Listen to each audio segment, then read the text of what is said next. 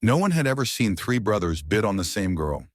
Not in a town like Gallows Ford, where dust clung to the bones and justice moved slower than the rumor. She was young, worn from travel, and stood barefoot on the platform while men argued over her like livestock. But what shocked everyone wasn't the price. It was what came after. First, Gable Rusk, the oldest and richest, raised his hand. Then Ward, the scarred middle brother with fists like bricks, shouted him down. Finally, Ellis, the preacher's soft-spoken youngest, offered the final bid. But when the sheriff turned to deliver her, all three refused. "Not mine," said Gable. "Didn't mean it," muttered Ward. Ellis just lowered his head and walked away. And there she stood, sold to three men who claimed they had no use for her. But someone had bought her for a reason, and she was about to find out why. They stood her on a wooden crate outside the Gallows Ford saloon, in full view of the sun, the flies, and the town's judgment. Junia Vexley kept her chin high, bare feet pressed to the grainy wood, dressed too thin for the season. The sheriff's deputy barked over the chatter, trying to sound official, but everyone knew what this was. Not justice, not law, just the last loose end of a vanished man's ledger. Her guardian had disappeared 2 weeks prior, into the hills or the bottle, no one knew. But his debts were real, and with no kin and no claim, Junia had become excess, and excess could be sold. The crowd quieted when the bidding began. $5 to start, strong arms, young back, no ailments.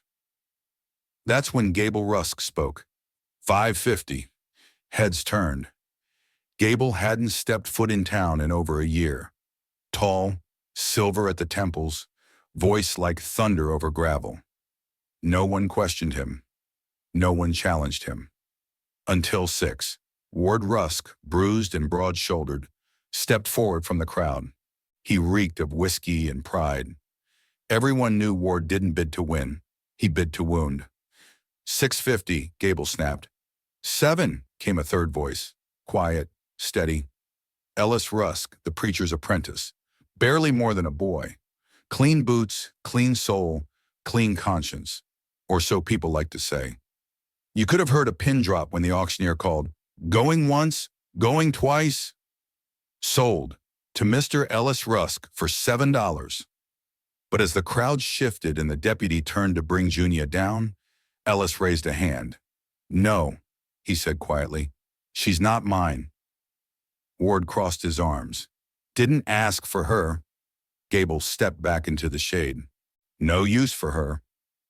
And just like that, all three brothers, who never spoke to each other, who hadn't agreed on a thing since the war, turned their backs and walked off in separate directions. Junia stood frozen. She hadn't spoken a word, hadn't moved a muscle. The crowd didn't know whether to laugh or feel sorry. Even the auctioneer looked rattled. Sheriff Ronley Tatch scratched at his chin and muttered, "Well, now that's a damn first." No one had claimed her. But someone had bought her. And someone somewhere knew exactly why. Sheriff Ronley Tatch wasn't a man fond of messes, but Junia Vexley was the kind that couldn't be swept under a rug. So he did what Gallows Ford always did with unwanted questions. He delivered them to Martha Klein. Martha's house sat at the edge of town, leaning into a hillside like it was trying to disappear. Her porch sagged, her windows were curtained with flour sacks, and yet there was always smoke rising from the chimney and warm bread on the sill. She'd taken in worse than Junia. Girls fresh off the trail, runaways, wards with no names left. "She don't talk much," Tatch warned. "She don't ask neither. Best you follow suit." Junia didn't respond. She hadn't spoken since the auction. Her voice had curled somewhere deep inside, coiled like wire. Martha didn't offer a greeting, just opened the door, pointed to a cot in the corner of the kitchen, and said, "You work, you eat." The girl nodded. That night, Junia lay on the thin mattress, listening to the wood creak and the fire pop. The house was quiet, but not silent.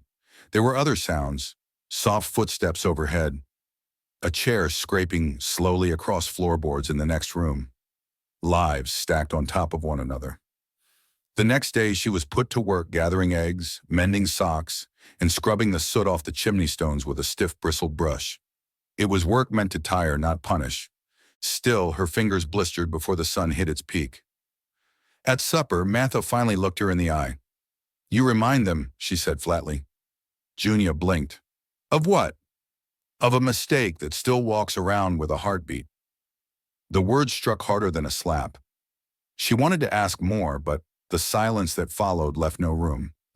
Later in town, while fetching flour from the general store, Junia heard whispers behind her back. A name repeated twice. Rosalind Rusk. She didn't recognize it, but it turned her blood cold. That evening, while folding linens, Junia paused at a mirror in the hallway and stared at her reflection. She didn't know what the brothers had seen in her face, but now she feared it wasn't her own they were looking at. And whatever memory haunted them, it wasn't finished yet. The knock came well after dark, two sharp raps on the kitchen door that made Junia jolt upright from her cot. Martha didn't flinch. She wiped her hands, opened the door without a word, and stepped aside. Ward Rusk stood in the frame, hat in hand, face shaded but unmistakable. His knuckles were bruised again. Always were, his boots tracked in dry mud and something darker. "Sheriff said she's under your roof," he grunted. Martha didn't confirm or deny, just motioned toward the girl, then returned to her stew like the interruption was a passing breeze. Ward's eyes flicked to Junia. "Come with me." Junia stood slow, unsure if this was duty or danger. Martha didn't stop her. Didn't even look up. They rode in silence to a rundown barn just past the mill creek. No lanterns, just moonlight seeping through slats in the wood. "Grab that shovel," Ward said, nodding toward the wall. "Go on." She obeyed. He pointed to a heap of soiled hay. "Under that rat den." She dug, hands blistering with each drive into the earth. Minutes passed, maybe hours. Ward didn't help, just watched. Drank from a tin flask, eyes glassy. Finally, he muttered, "You look like her." Junia froze. "Rosalind?" He flinched, took another swig. She was lightning in a bottle, and we all wanted to hold it. His voice was heavy, drunk on more than liquor. "Thought bidding on you might, I don't know, make something right. Stupid. Why walk away?" Ward stared at her like she was the one drunk now. "Because ghosts ain't meant to come home." He tossed something at her feet, a necklace, worn, silver, with a cracked heart charm. On the back, etched faint and shallow, RR. "Keep it, or don't. I don't care." He turned, stumbled to his horse, and was gone without another word. Junia sat on the barn floor, breath shallow, necklace cold in her palm. She had never known this Rosalind. But somehow, she was being measured against her shadow. And by the weight of it, that girl had left a hole in all three of them too wide to fill. The chapel sat quiet near the river bend, its doors always open but rarely entered. That's where Junia found herself the following afternoon, drawn not by faith but by silence. She stepped into the cool wooden space and sat in the back pew, staring at the dust motes spinning in the sunlight. She didn't notice Ellis Rusk until he sat beside her, so quietly he might have been there all along. He placed a folded paper on the bench between them. "She wrote it the day before she went missing," he said. "Never mailed it. I kept it." Junia unfolded it slowly. The handwriting was small, slanted, and careful. It was addressed not to anyone in particular, but to them. Gable, Ward, Ellis. The words were filled with apology, with guilt, with something heavier than sadness. Rosalind had written about wanting to leave, to stop being the thing they each fought over. She wasn't anyone's to win. She was tired of being the cause of storms. Ellis didn't say a word while Junia read. When she finally looked at him, his eyes were already wet. "They think you're her ghost," he whispered, "or her punishment." Junia asked quietly, "Were we related?" Ellis swallowed. "Your name, Junia." That was the name her mother had written beside a second birth on the registry. Twin girls. One disappeared. No one knew what happened. Junia's heart thudded. You think I'm her sister? Ellis didn't answer directly. I think she loves someone enough to send the other one away. And now you're back. The chapel held its breath. Junia folded the letter again and held it to her chest. I'm not her, she said. I don't want to be a memory. I want to be real. Ellis nodded slowly. Then don't let us turn you into something you're not. As Junia stepped out into the late afternoon sun, she didn't know if the truth was chasing her or waiting to be claimed. But she did know this. Whatever happened to Rosalind Rusk, it had fractured 3 brothers, and Junia Vexley might be the only one who could force them to face it. The Rusk estate wasn't a house. It was a fortress of stone, quiet cattle, and land that rolled out like a kingdom. When Junia arrived at the iron gate, she half expected no one to answer. But a ranch hand opened it without a word and led her up the path to the main house. There, on the porch, Gable Rusk stood waiting, arms crossed, gaze unreadable beneath the shadow of his brim. He didn't offer a chair, didn't offer water, just motioned for her to follow. Inside, the house smelled of leather and old firewood. The walls were lined with maps, ledgers, and dust. Everything had its place, including her. He led her to a study and shut the door behind them. Sit, he said. She did. You're not what I expected, he said after a long pause, but you are exactly what we feared. Junia met his eyes. You think I'm her? I know you're not, Gable said, but Ward's not smart enough to see past your face. Ellis is too soft to look away. And me? He tapped a worn scar near his jaw. I already buried her once. I won't do it again. Then he slid a small envelope across the desk toward her. $30. That's enough to take you out of Gallows Ford and halfway to anywhere else. Junia stared at it. Is that what you do with regret here? Pay it off? Gable's jaw tightened. This isn't regret. It's survival. You staying here brings nothing but rot. To you. To us. She didn't touch the envelope. I'm not here to haunt you. I didn't choose your past. But I'm not running from it either. He leaned back, exhaling through his nose. Then you're a fool. Maybe, she said, but I'd rather live as a fool than vanish like a ghost. The room stayed quiet long after she left. Gable watched her through the window as she walked down the hill alone, refusing his money, refusing the fear he'd tried to lay over her like a coat. He didn't call after her, didn't warn her. He just whispered under his breath, You look too much like her to survive here. But Junia didn't hear him. She just kept walking, head high, heart hammering, holding tight to a name that wasn't hers and a truth that now belonged only to her. The attic above Martha Klein's house groaned like it remembered things better left forgotten. Junia crept up the narrow ladder after midnight, lantern in one hand, the weight of Ellis's words in the other. The floor was warped and dust-coated, lined with boxes tied in rope and dresses that no longer held their shape. She wasn't sure what she was looking for. Proof, maybe, or denial. Behind an old trunk marked Klein 1847, she found a wooden crate, the lid half-nailed shut. She pried it open and uncovered a tangle of baby clothes, an old shawl, and a water-stained document folded into quarters. Her hands trembled as she opened it.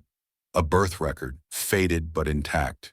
2 names, Rosalind Wynne Rusk and Junia Wynne Rusk, born minutes apart, the same day, the same mother.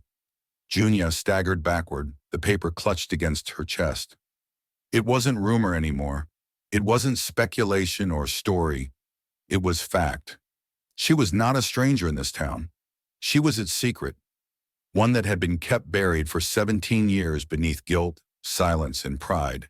And someone long ago had tried to protect her by sending her away, while the other sister was left behind.